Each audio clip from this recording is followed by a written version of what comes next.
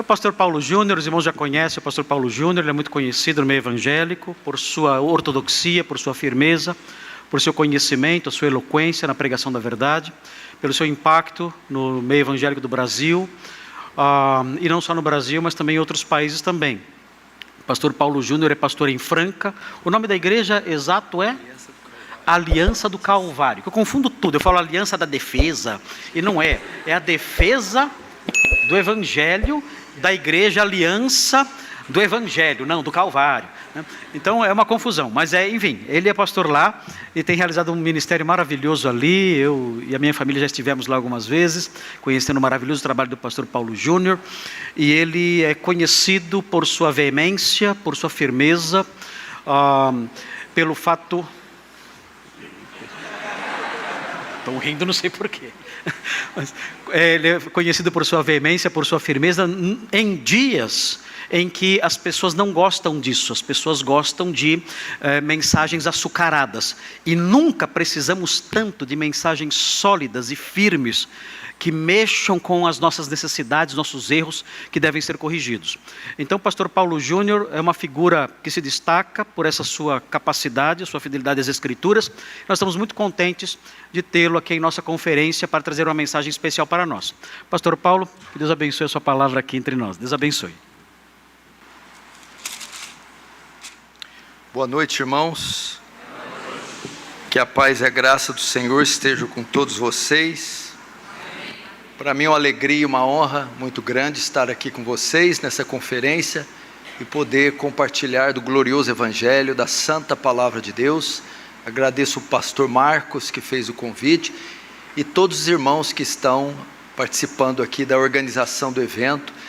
Que ele seja primeiro para a glória de Deus, para a edificação de muitos e para a salvação daqueles que ainda não se encontraram com o Senhor.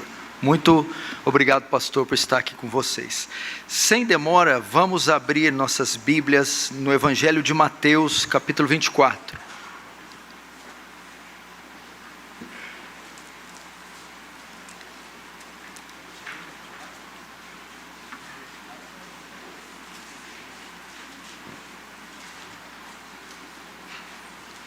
Mateus 24.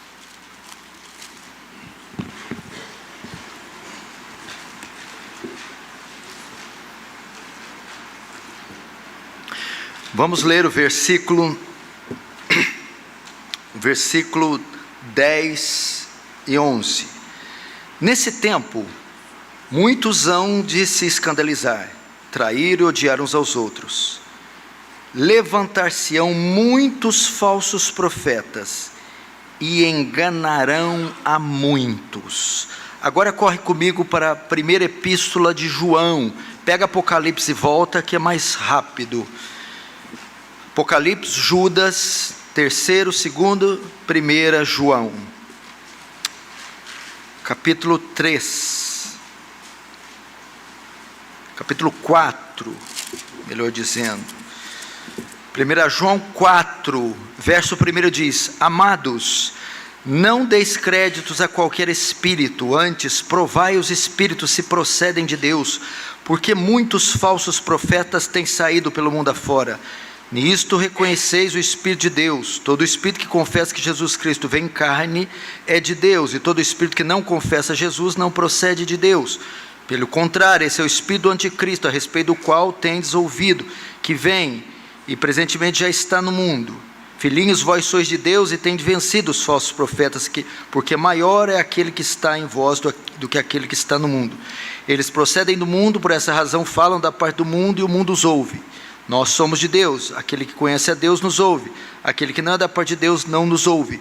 Nisto reconhecemos o Espírito da verdade e o Espírito do erro. Deixa aberto aí, por favor, não feche, só os olhos para mais uma rápida oração. Pai Santo, a Ti a honra, a glória e o louvor. Somos pequenos, fracos, extremamente dependentes da Sua graça. Que ela seja abundante aqui essa noite, Senhor, abrindo olhos e corações, iluminando o texto, glorificando o Teu nome.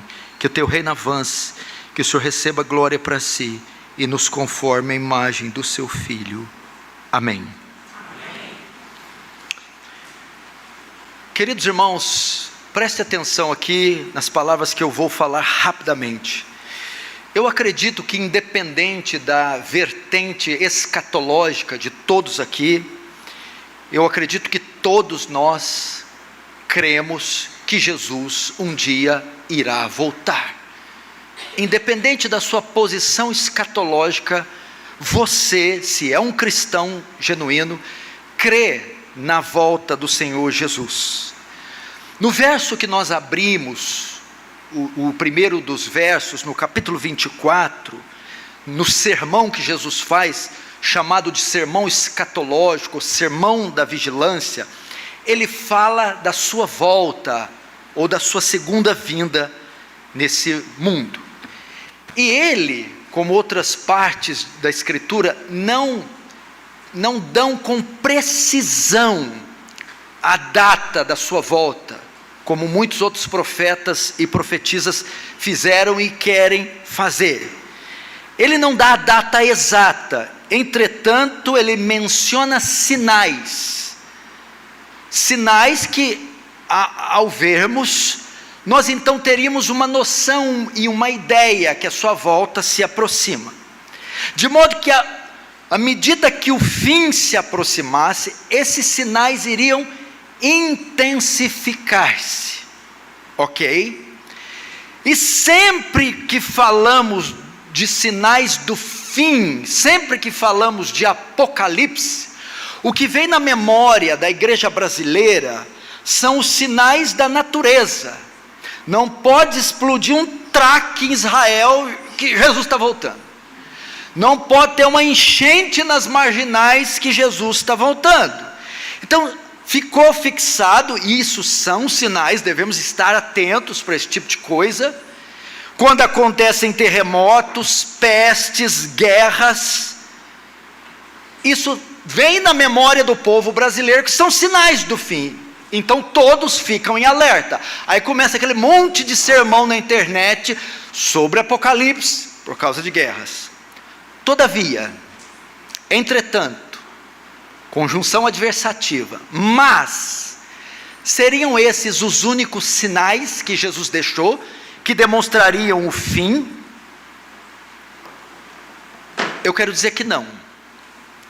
Existe um outro sinal, tão importante e tão claro como esses na geografia, economia e na política. Jesus predisse que próximo à sua volta haveria uma explosão do engano religioso.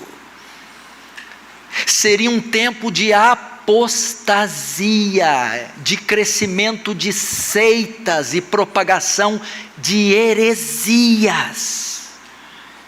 1 Timóteo 4,1 diz: mas o Espírito expressamente diz que nos últimos tempos, que vão da primeira à segunda vinda de Jesus, apostatarão alguns da fé, dando ouvido a espíritos enganadores e a doutrinas de demônio. Quando que isso ia acontecer? Nos últimos tempos, ou seja, desde a primeira vinda, mas iriam se intensificar até a segunda. 2 Pedro 2, 1, 3 diz: e também houve entre vós falsos profetas, houve, e entre vós haverá, futuro, falsos doutores que introduzirão encobertamente. Eu não sei se está encobertamente hoje, né? Hoje acho que está explicitamente, heresias de perdição. Quando? Futuro, próximo ao fim dos tempos. 2 Timóteo 4, 1, 4, porque virá o tempo, virá, futuro, que não suportarão a sã doutrina. Parece que João escreveu hoje, estava ali no gabinete do pastor, deu uma volta aqui deu uma volta no Brás, esqueci o nome da rua, que é famosíssima, Celso Garcia, e ele viu, quando viu aquele monumento, escreveu, aquele monumento, que sabe, nem Israel ousaram construí-lo até agora. Até nisso o Brasil sai na frente. Quando é para falar de corrupção, não tem para ninguém. que não suportarão essa doutrina, mas tendo coceira no ouvido, amontoarão para si doutores, deixando a verdade, se entregando às fábulas. Eu cheguei aqui, o pastor Greg Conato falou da Chapeuzinho Vermelho, pobrezinha, já está obsoleta, as contos de fada hoje. É estarrecedor. Doutrina, pregação lectio contínua, pregação expositiva, teologia. Eu quero fábula. Vou imitar ele, o pastor. Eu quero fábula. Eu assisto muito o pastor, ele faz assim: eu quero fábula. Eles deixaram a doutrina para crer em fábulas. E tem o dedinho também, tem toda a estética, não é assim não, imita direito. Mas assim, a gente está rindo para não chorar.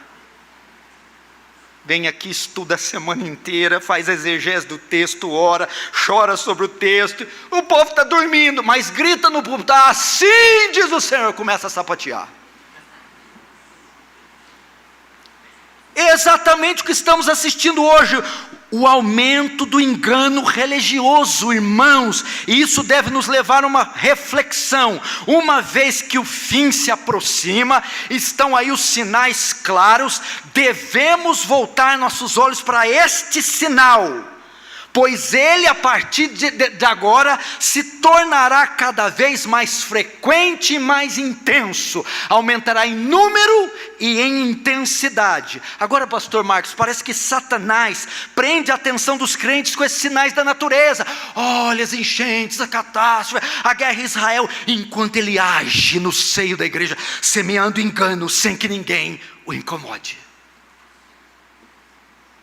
Ninguém faz conferência escatológica de heresia, de engano.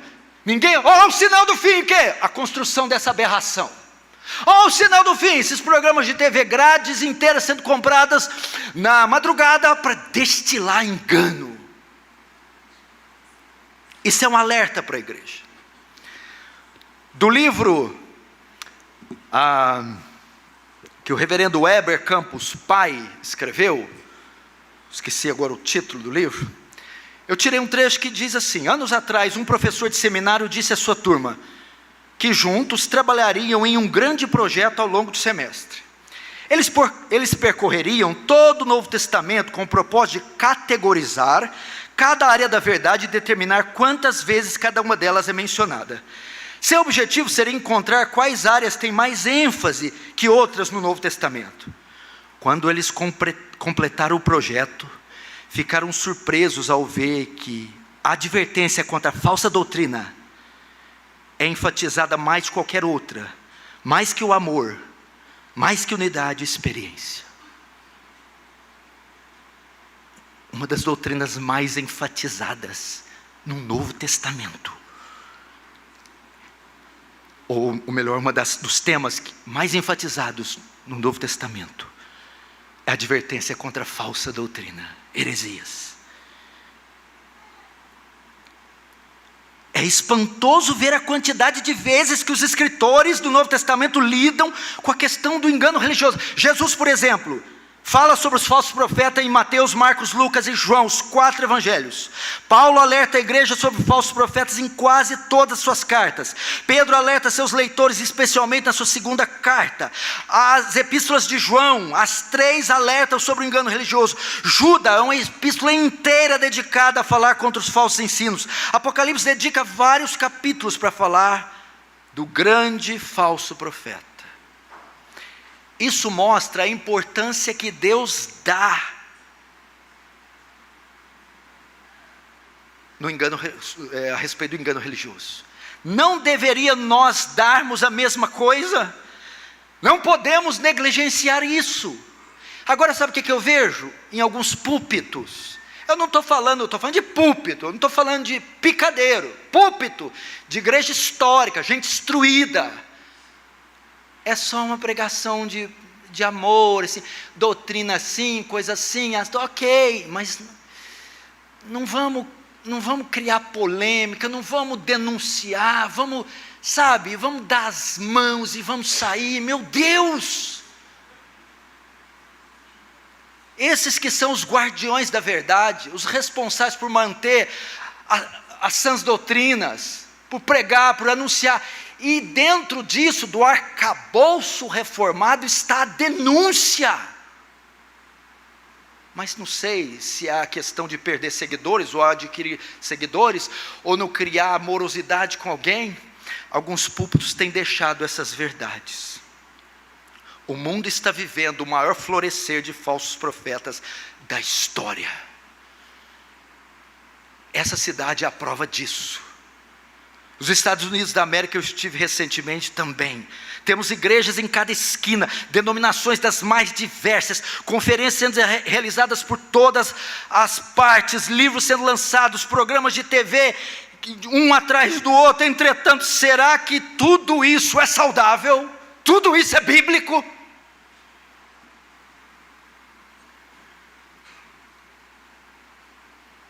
O que fazer então diante de tamanha ameaça e de uma profecia que é inevitável? Eu não posso impedir ela de se cumprir. O que fazer para não cair nas teias do engano religioso? No grande despertamento de 1730 a 1740, promovido por Jonathan Edwards, foi um avivamento histórico na Nova Inglaterra. E esse avivamento foi colocado em xeque. Os críticos estavam colocando à prova a autenticidade daquele avivamento. E alguns questionavam se as coisas que aconteciam era obra do Espírito Santo. Jonathan Edwards, então, avaliou aquele movimento e fez isso com base na primeira carta do apóstolo João, no capítulo 4. Jonathan Edwards disse que essa passagem é o fundamento para avaliar qualquer obra ou doutrina que diz ser do Espírito Santo. São testes pelos quais podemos medir todas as manifestações espirituais, todas as pregações, todos os pregadores, todos eles podem ser avaliados por esse teste. Nesse sentido, irmãos, eu também não conheço texto melhor para nos ajudar no tema que eu estou propondo hoje. Vamos entrar no texto então, verso 1, 1 João, capítulo 4, verso 1. E por que eu estou trazendo esse texto? Eu não sei se pode falar, está gravando, é porque a CCB é uma seita. Falei. E porque o que ensina lá é heresia, é engano religioso. E você vai ver quem está por detrás do engano religioso. Vamos começar, verso 1. Amados, não creais em todo espírito. A palavra grega pisteu tem alguns significados, dentre eles descrédito. E a palavra espírito carrega a ideia aqui de ensino, manifestação espiritual, doutrina, pregador. João começa, porque a igreja do primeiro século já estava sendo assediada por doutrina, dando uma ordem dizendo, e o que eu quero reproduzir hoje: igreja brasileira, não aceite, não confie, não dê crédito a qualquer espírito, não deis crédito em qualquer doutrina, não acredite em qualquer pastor, não acredite em qualquer programa de TV, não acredite em qualquer doutrina. O grande problema dos crentes brasileiros é que tudo que tem nome de Deus, ou que vem em nome de Deus, eles aceitam, eles recebem, eles consomem. E João está dizendo: não aceite, não acreditem, não engulam, não absorvam, não acolham qualquer ensino, ou qualquer ensinador, ou qualquer pregador. Ao que parece, os leitores da Epístola de João estavam começando a acreditar em falsos profetas. E vamos falar mais um pouquinho para frente do docetismo e no gnosticismo. E as coisas não mudaram dos tempos de João para cá. Muitos, até de igrejas históricas, têm acolhido qualquer tipo de ensino sem fazer nenhuma espécie de filtro. Paulo alerta a igreja contra essa falta de discernimento, já em Efésios 4,14, diz assim: para que não sejais mais meninos. A igreja brasileira é menina, sem discernimento. O que é um menino? Não tem discernimento, ele não sabe diferenciar o copo de água do veneno, um cãozinho de uma serpente. E Paulo está bradando: não sejam meninos imaturos, inconstantes, levados em roda por todo o vento de doutrina. Os crentes hoje não possuem discernimento, são crianças. Você viu, pastor, que benção? Um dia um homem me recebeu no aeroporto de Imperatriz, no Maranhão. Pastor me pega no carro e conversa gostosa até o hotel. Ei, pastor, tem um outro homem que eu gosto além do senhor. Eu pensei, vai ser um grande pregador. Assim, o povo fala dele, mas eu gosto muito dele. Quem é? Agenor Duque.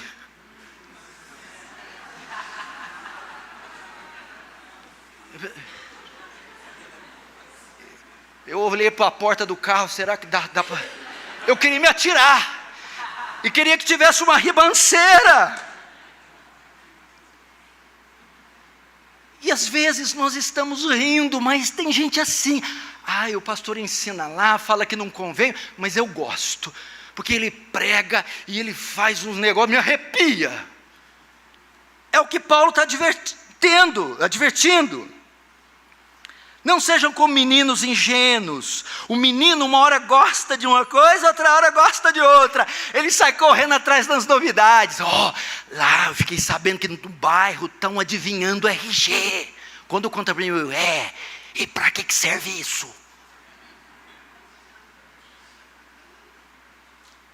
Porque lá passa eu tenho meu que no final R$1.000. Meu lencinho. Com o suor 2.000. O que vai fazer, pastor? Vai passar todas as minhas bactérias para você. Então João diz: não deis créditos. Ao invés disso, fazer o que? Antes, provai-os. A palavra grega provai aqui é dokimazo. Era usado na metalúrgica para provar a autenticidade do metal. João está dizendo: ao invés de aceitar tudo, coloque esses ensinamentos, esses pastores, estes credos, esses seminários, estes livros à prova. Submeta-os a um exame, teste eles. João está exortando os seus leitores a distinguirem cuidadosamente os ensinamentos do Espírito de Deus e dos falsos mestres. Paulo faz a mesma coisa em 1 Tessalonicenses 5, 20, 21. Não desprezeis as profecias, antes examinai-as, dokimazo. Submeta a um teste. E aqui não vai dar tempo para entrar o que é profecia aqui, por favor, né? Eu acho que você já entendeu.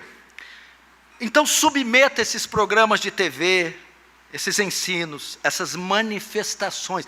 Você crê na manifestação do Espírito Santo? Você crê em milagre? Claro que eu creio. Só não creio que tem hora marcada, data marcada e fica fazendo fila para receber o milagre. Não creio que o milagre, que ele opera como operava na igreja de Atos.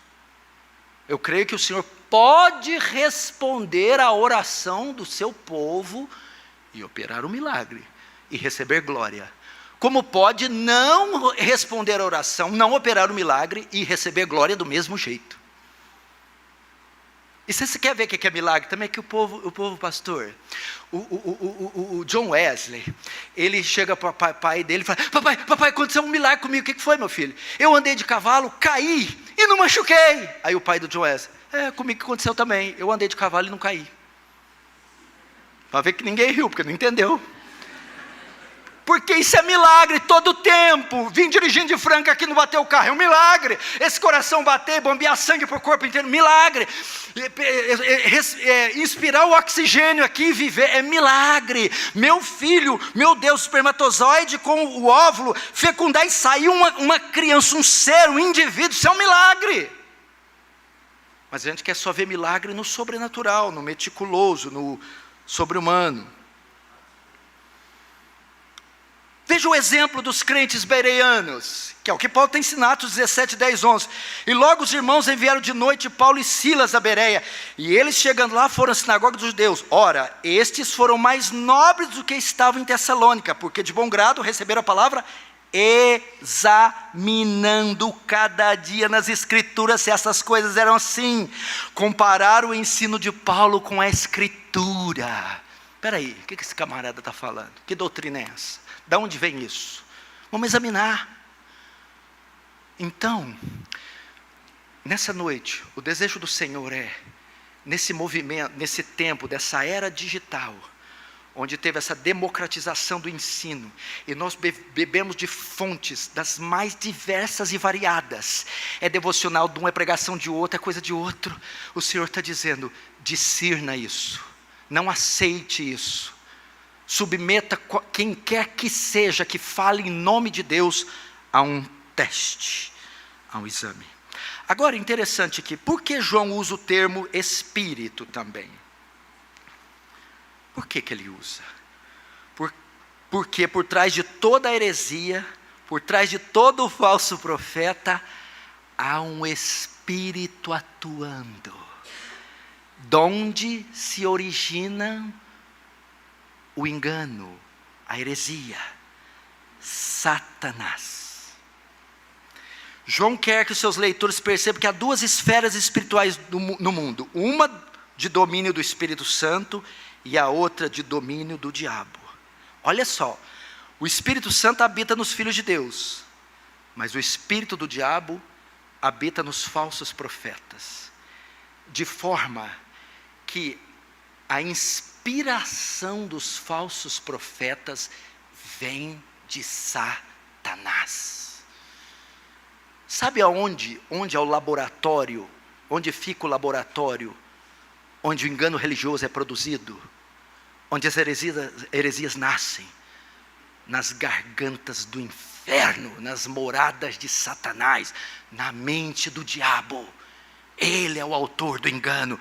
Olha só, 2 Coríntios 10, 4, tem uma coisinha muito pequenininha ali, mas muito especial. Embora andando na carne, não militamos segundo a carne, porque as armas da nossa milícia não são carnais, mas poderosas em Deus para destruir fortalezas. O que Paulo está ensinando ali? Como que Satanás, ele atua? Ele usa duas palavras lá, sofismas e fortalezas. A palavra sofisma ali, quer dizer logmos, da onde vem logismos, da onde vem a palavra logismos, ideologias, ideias, raciocínios, heresias. E a palavra fortaleza é okuroma, da onde vem os castelos gregos. Paulo está dizendo que Satanás aprisiona os homens em fortalezas ideológicas. Eles estão aprisionados. E é o nosso dever destruir essas fortalezas. A ideia ali é da construção civil. Sabe aqueles guindastes de pedra, de bola de ferro que... Por isso é tão difícil, não entende por que uma pessoa ajoelha para o gesso. Ou porque uma pessoa vai para uma seita como o TJ, porque um juiz federal que fala 7 línguas, vai consultar com a macumbeira semi-analfabeta, porque ele está preso em uma fortaleza ideológica. Satanás prende as pessoas. Satanás fica perdendo tempo fazendo o povo cair em pecado sexual. A nossa natureza se encarrega disso. A especialidade do diabo é prender as pessoas no engano, cegá-las nestes ismos. Por isso pessoas que até defendem algum tipo de partido são fanáticas. Você não entende aquela obstinação. Ela está presa numa fortaleza ideológica. Aos nossos olhos é ridículo crer em certas coisas. Mas por que elas creem? Estão presas em fortalezas ideológicas. Veja, por exemplo, a origem da primeira heresia. Sabe que teve a primeira heresia lá no Éden? Gênesis 3, 1 a 5. É assim que Deus disse, não comereis de toda árvore do jardim. A serpente está dizendo a Eva, Deus disse que se comer vai morrer? Não vai morrer não. Ela estava distorcendo a palavra, enganando. Ela estava lançando um sofisma em Eva. E quem estava por trás da serpente? Do sofisma? Da heresia? Satanás. Satanás opera um reino de mentiras que domina o mundo. Ele é o Deus desse século. Sua grande obra não é tentar homens a pecados carnais. Ele tenta, mas não é grande. Mas promover engano religioso. Por isso não adianta ungir São Paulo com helicóptero, como eu já vi, para derrubar diabo. Não adianta fazer exorcismo, dar 7 voltas no quarteirão. Imagina, 7 voltas no quarteirão, 3 horas da manhã em São Paulo. Você é louco. Você quer vencer diabo? Doutrina! Ensina a doutrina, prega a doutrina, prega a palavra que o diabo sai correndo. O diabo tem medo de doutrina. Como é que combate a mentira? Com a verdade. Esta é outra razão para não acreditar e testar os ensinos. Por trás de cada ensino religioso, existe 2 espíritos atuando: o de Deus e o do diabo. Forte isso, né? Agora, por que João dá esta ordem? Qual é a razão de João dar a ordem de fazer o teste dos espíritos? O texto diz aqui, ainda no verso 1, porque já muitos falsos profetas se têm levantado no mundo. Porque como já vimos, muito tem se levantado. É o século do engano religioso. Essa é a razão. A razão é porque nos fins dos tempos estaríamos em um campo minado, infestado de engano. Essa é a razão. Você não sai correndo num campo minado. Agora, que tipo de teste é esse, pastor? Como é que podemos fazer esse teste? Nós temos aqui pelo menos 3 ou 4 testes. Vamos ver se o tempo me permitir. Eu vou trabalhar aqui em alguns. E então João vai ensinar eles a fazerem o exame, o teste das doutrinas, dos espíritos e dos profetas. Verso 2. Nisto conhecereis o Espírito de Deus. Todo espírito que confessa que Jesus Cristo vem em carne é de Deus. E todo espírito que não confessa que Jesus vem em carne não é de Deus, mas é o espírito do anticristo. O primeiro teste tem a ver com cristologia. Porque nos primeiros séculos, a grande doutrina atacada era a doutrina de Cristo, cristologia. A igreja estava sendo ameaçada pelo gnosticismo, que ensinava um dualismo grego, que a matéria é má e só o espírito é bom. E se Jesus é Deus e Deus é bom, ele não tem corpo. Se andar na praia não vai ter pegada. Então eles negavam a encarnação de Jesus, uma das suas naturezas, a natureza humana. Vem o concílio de Calcedônia e resolve isso na união hipostática. As 2 naturezas, humana e divina, coexistem juntas, na mesma pessoa, sem se misturar. O que eu aprendo aqui? Como é que você discerne uma seita de uma igreja bíblica, um falso profeta, de um pregador verdadeiro? É que a seita geralmente tem uma cristologia deficiente. Você pega eles na cristologia. Por exemplo, os mormons dizem que Jesus é o irmão espiritual de Lúcifer. Olha o problema na cristologia. O espiritismo diz que Jesus é um espírito evoluído. Olha o problema na cristologia. As testemunhas de Jeová, que é uma aberração, ensina que Cristo foi criado, é uma criatura. E o adventismo, que algumas pessoas fazem rodeio para o adventismo, comparam Jesus com Miguel. Geralmente elas têm uma deficiência na cristologia. Mas a minha seitinha está tranquila, ela não fala de Jesus assim não. Meu pastor gosta de Jesus, meu pastor? Gracinha. A única coisa que ele fala é que é Jesus e mais alguma coisa. Danado. Não é Jesus sozinho, não. É Jesus e Maria, é Jesus e os santos, é Jesus e a penitência, é Jesus e o sacrifício, é Jesus e o dízimo. É uma cristologia deficiente. Então repare na exposição do pastor, do ancião, do bispo, arcebispo, da 7ª pessoa da Trindade. Repare no livro, no louvor. como eles anunciam Cristo, como eles veem Cristo, como eles definem como o Verbo de Deus encarnado, tão divino como o Pai, sem pecado, nascido de uma virgem, morreu, ressuscitou o terceiro dia, ele é a exata expressão da glória de Deus, ou não? Há uma distorção na exposição de Jesus, como ele define Jesus para você. Mas não é só este o sinal não, que João diz. Vamos para outro. Quando João usa o termo Espírito, ele também aponta para a obra do Espírito Santo.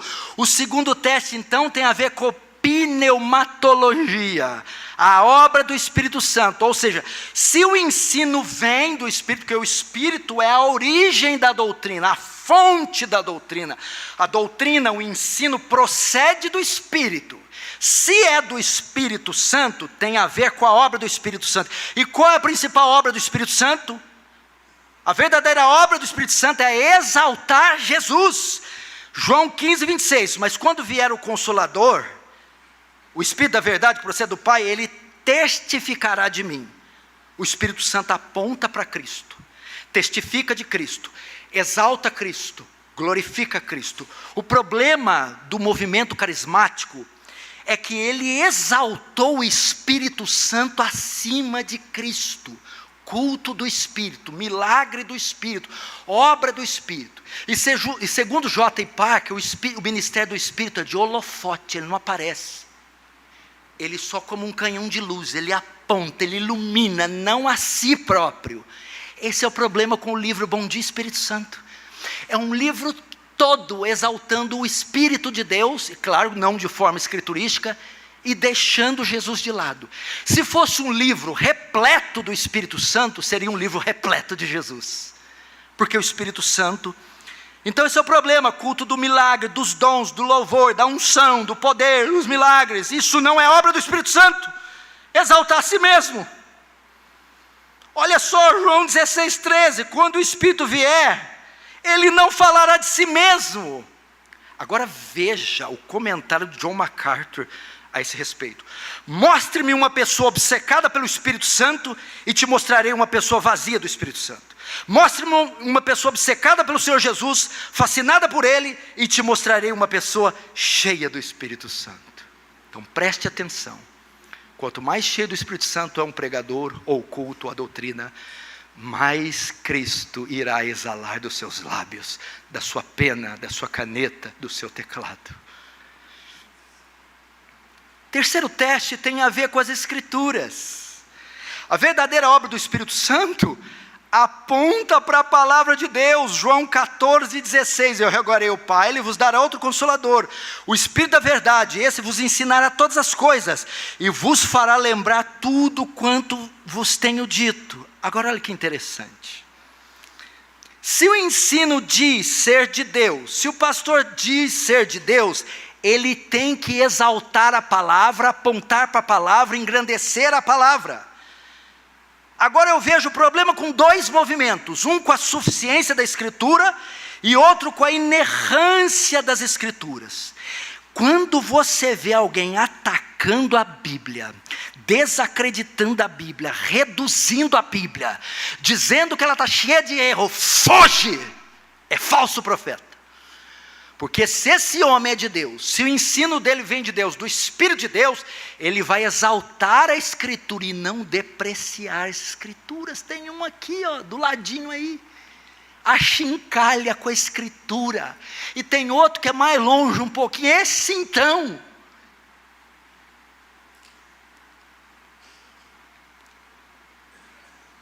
Por exemplo, o problema com a inerrância e a autoridade, que a Bíblia é sem falha ou erro em tudo que ela ensina. A Escritura é autoritativa porque Deus fala pessoalmente nela. Aí existe um que as criticam, negam sua inerrância. Diz conter erros e diz que ela tem que ser atualizada. Como o autor da Escritura vai atacar a própria Escritura? Se o autor da Escritura é o Espírito Santo e o pregador diz está falando pelo Espírito Santo, como ele vai atacar o seu próprio livro? Terceiro teste. Primeiro, deprecia Cristo, cai fora. Segundo, deprecia o Espírito Santo, cai fora. Terceiro, deprecia a Escritura, cai fora. E não só a inerrância, um ataque à suficiência. Esses aqui não atacam sua autoridade nem inerrância. A Bíblia é uma gracinha. Não tem nenhum erro, crê nela de capa a capa, só não crê que ela é suficiente. Desprezando ela. Eles apoiam suas doutrinas em outras fontes. Não, mas na Escritura também, mas não é só a Escritura. É a Escritura mais visões, revelações, sonhos e profecia. Você segue alguém que crê na Bíblia, mas não só na Bíblia e Ellen White, na Bíblia e na revelação do ancião, na Bíblia e no sonho, na Bíblia e na visão, foge. É falso. E o quarto teste, já estou terminando, não fique nervoso, e não olhe no relógio. Cada vez que você olhar, eu vou acrescentar 15 minutos na mensagem. Já foram 2 que olharam, é 30.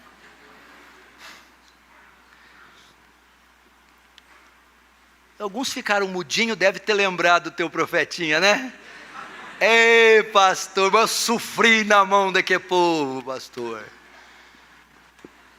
Falaram para mim, não casa com essa, casa com essa. E eu casei. E agora que eu converti de verdade, tem que largar? Não, fica com ela aí. Não use isso aí de pretexto, não. Que agora eu posso falar para mulheres, agora eu sou uma nova criatura. Vai-te, peste.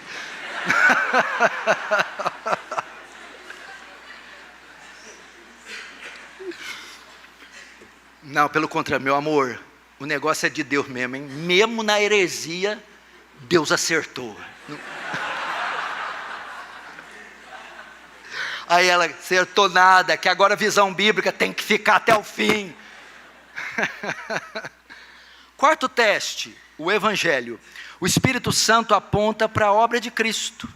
Então veja só, distorcer ou negar o propósito central do Evangelho é um sinal que é falso. Por exemplo, o Espírito Santo aponta para Cristo, e o Espírito que dá origem ao ensino, à doutrina e ao profeta. Então tem que provar se ele é de Deus. Qual o teste? O Espírito aponta para Cristo e para a obra, a principal obra de Cristo, o Evangelho. Aí vem o Evangelho da prosperidade, que ensina que Cristo veio redimir homens das doenças, do sofrimento, e dar a eles riquezas. Vamos pensar por um momento, o Senhor está lá em perfeito conselho com a Trindade, na eternidade passada, e no seu plano soberano resolve enviar seu filho deixa a sua glória e se faz carne, 9 meses no ventre de uma virgem, nasce, cresce sem pecado, em tudo tentado a nossa semelhança, mas sem pecado, é acusado, morre numa cruz, se fazendo pecado e maldição, sofre a ira de Deus, ressuscita ao terceiro dia, sobe os céus, para te dar um carro, para curar sua tosse. Meu Deus do céu, meu irmão, isso é blasfêmia. É que nós estamos, é igual um peixe que está no mar e não sabe o quanto está molhado. Nós estamos tão imergidos nessa cultura doente, blasfema, que nós não vemos o tanto que isso ofende ao Senhor. Temos também o Evangelho da justiça social. Jesus veio redimir os homens da pobreza, da igualdade de direitos. Que miséria! Enquanto os homens vão com vendas nos olhos para um precipício sem fim, e nem sequer sabem que estão condenados. Quem nega essas verdades é um falso profeta,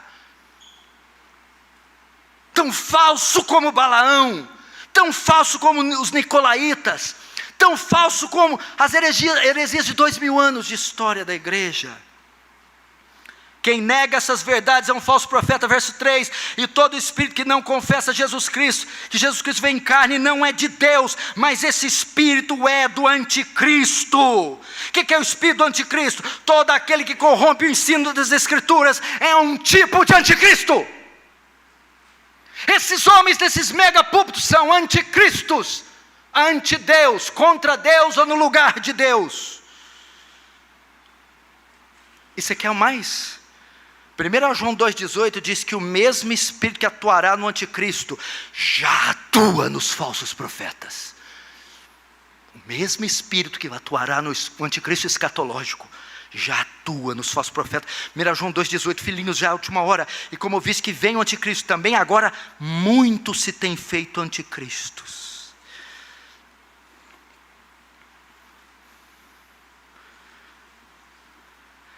Agora, João parece que faz aqui uma pausinha, que é o negócio ali, tá? Imagina essa turma lendo isso. Mãe, fecha a porta. Medo. João agora vai consolar que o verdadeiro crente discerne os falsos profetas. Veja só então o verso 4. Filhinhos, vós sois de Deus e tendes vencido os falsos profetas, porque maior é aquele que está em vós do que aquele que está no mundo. Aqui ele dá uma... aqui tem um viés soteriológico aqui. É impossível que um cristão verdadeiro seja enganado pelos falsos profetas. No sentido de quê? Enganado e continuar no engano. A ideia aqui é assim, ó. Um verdadeiro crente tem o Espírito da verdade, que não permitirá que ele creia na mentira. Porque o Espírito da verdade não guia ninguém na mentira, mas vos guiará em toda a verdade. Então João quer confortar, filhinhos, se sois verdadeiramente salvos, o Espírito da verdade está em vós, e ele é maior, mais poderoso que o espírito dos falsos profetas. O que ele está querendo dizer aqui? Que a maioria do povo que segue esses ensinos não é verdadeiramente convertida, salva. Está havendo agora, por exemplo, um regresso à igreja católica, o catolicismo romano, ou o romanismo, e gente saindo da igreja evangélica, mas não são as ovelhas de Cristo que estão saindo, são os bodes que estão saindo. Isso é importante.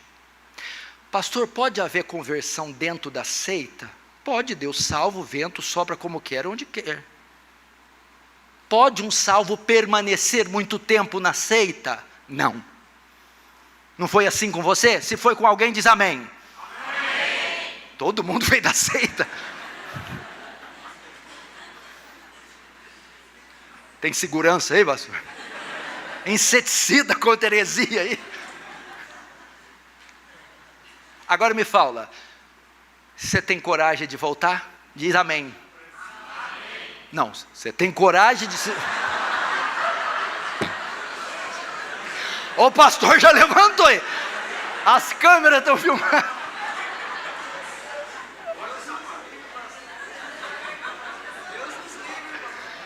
Olha lá, Deus no livre. Por quê? Maior é o que está em você.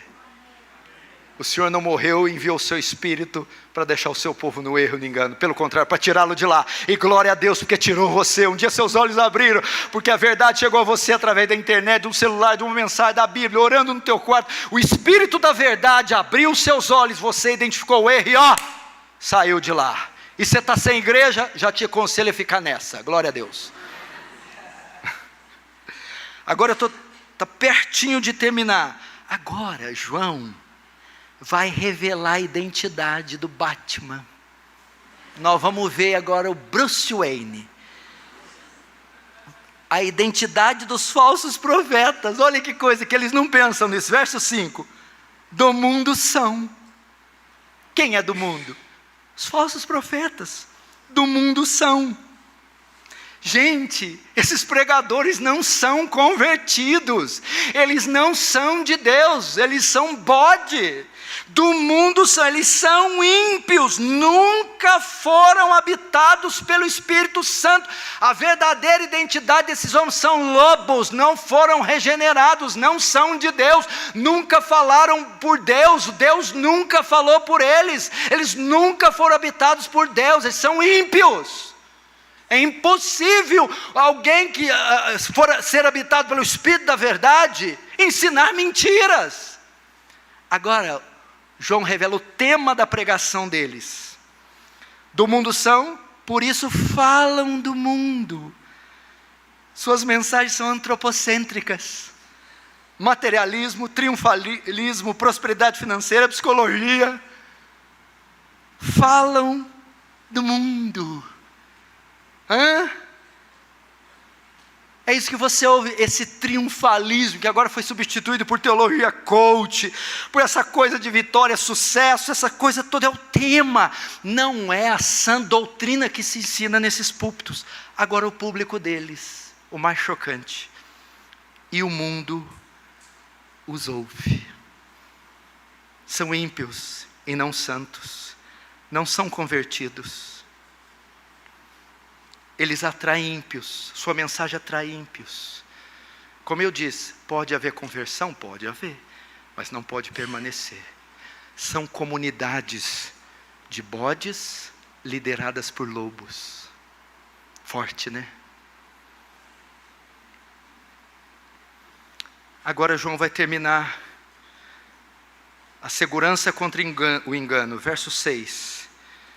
Nós somos de Deus, aquele que conhece a Deus ouve-nos, aquele que não é de Deus não nos ouve. Nisso conhecemos nós o Espírito da verdade e o Espírito do erro. Nós somos, João está se referindo a ele, aquele que conhece a Deus, quer dizer, o verdadeiro crente, segue verdadeiros pastores e segue verdadeiras doutrinas. Aquele que não é de Deus, o bode, não gosta da verdade e não segue a verdade. Não segue verdadeiros pastores. Nisto conhecemos nós o Espírito da verdade e o Espírito do erro. Nisto nós discernimos Satanás e o Espírito Santo. Como você discerne? Pela doutrina. E é impressionante como a igreja brasileira tem repúdio dessa palavra. Por exemplo, como é que alguém autentica um movimento hoje? A maioria, pelos milagres. Apocalipse 13 diz que não é pelo milagre. Diz da segunda besta, que ela sai da terra. E ela diz que tem pele de ovelha, mas fala como dragão.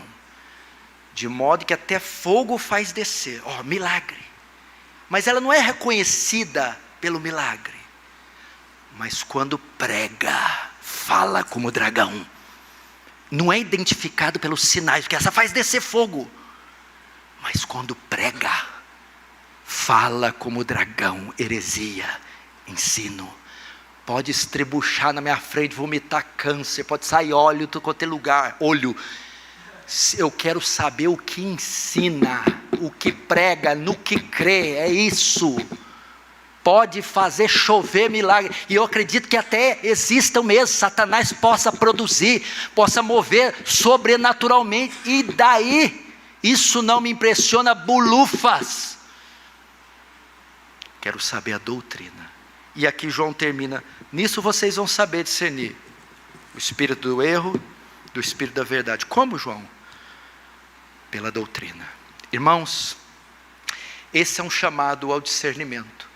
Eu espero que você que veio agora não pense que tudo que reluz é ouro, não.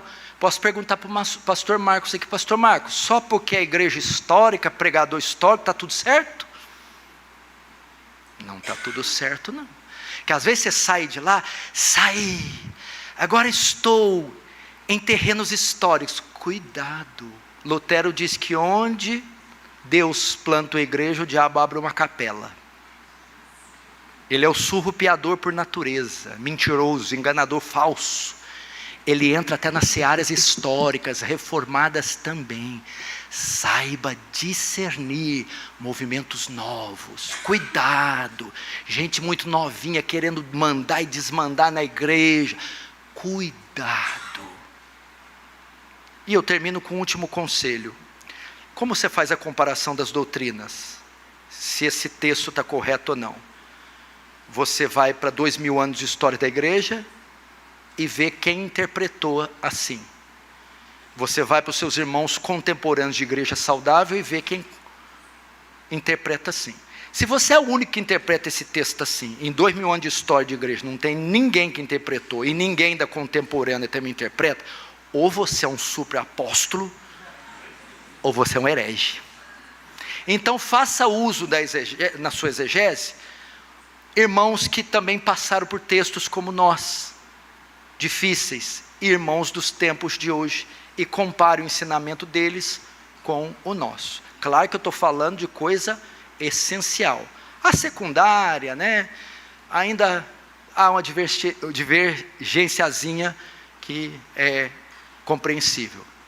E assim você vai escapar do erro. Vamos fechar os olhos, curvar nossa cabeça, vamos orar, agradecendo ao Senhor. Querido Deus, quero te agradecer por esse privilégio, ver essa igreja lotada, e é nítido na afeição dos santos, a fome por Deus, o desejo pela verdade. Ó Deus, são ovelhas suas e não nossas. O sangue que foi derramado por elas foi do seu filho e não o nosso. Que essas ovelhas, Senhor, elas sigam o curso natural dos santos até o destino final, nas moradas celestes, onde estejam contigo para sempre.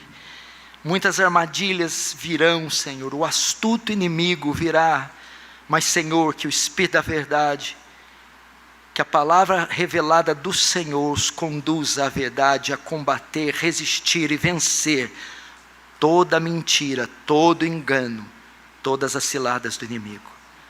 Abençoa essa igreja, a obra das mãos dos oficiais, Senhor. Abençoa-os com saúde e graça para propagar nos 4 cantos desse mundo a poderosa mensagem do Evangelho. Deus seja louvado em nome de Jesus. Amém.